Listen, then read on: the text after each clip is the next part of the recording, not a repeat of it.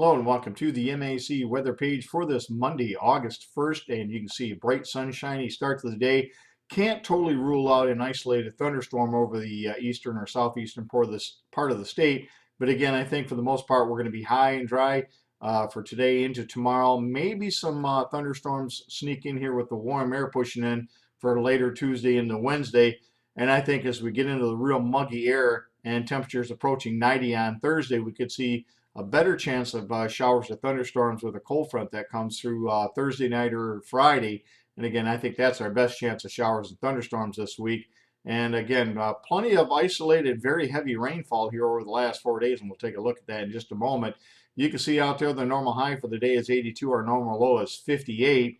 And as far as the conditions around the area yesterday, you can see quite variable. Temperature is pretty cool with all the cloud cover and rain around.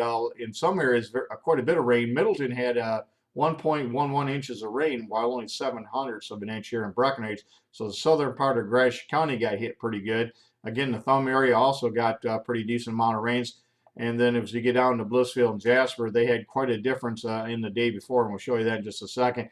Over here across the southwest Ontario, London had a pretty big day, 1.65 inches of rain over the inch at St. Thomas. Very welcome there.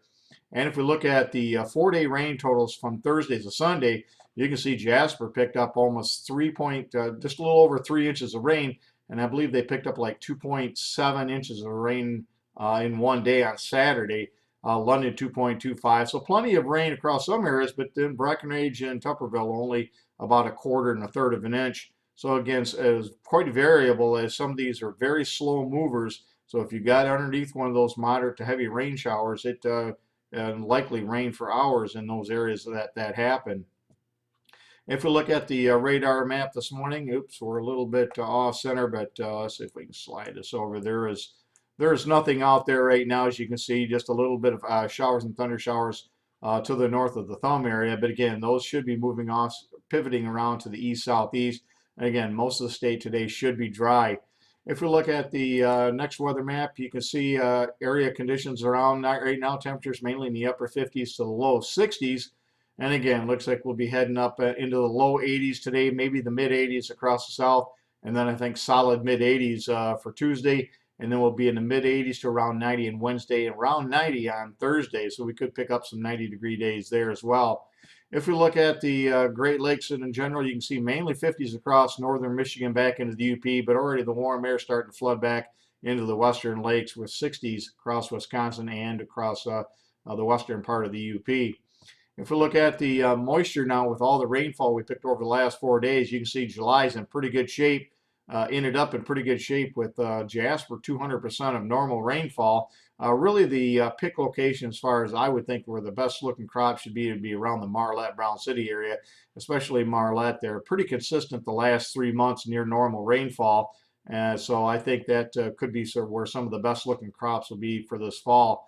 If we look at the weather map for this morning, you can see a low pressure system is going to continue to move across to our south, and that's where I think the bulk of the rainfall is going to be, from the upper Midwest down into the Ohio and Tennessee valleys to the mid-Atlantic states over the next several days.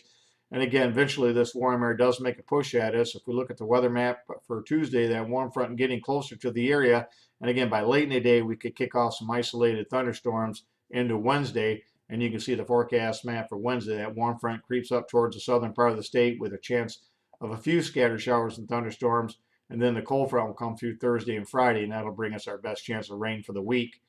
If we look at the precipitation from the INSEPT WPC model over the next 5 days, it shows much of the area picking up around 1/2 inch or so. Of course, the drier locations here, parts of Gratiot County, 1/4 to 1/2 inch. And then the heaviest rains, again, remaining off to the south and southwest of much of the area. But still, hopefully we can get this amount of rain here later on this week. Some areas certainly could use it. Other areas are certainly sitting pretty good as far as moisture right now. Thanks for stopping by, and have yourself a great day, a great work week, and 73s to all.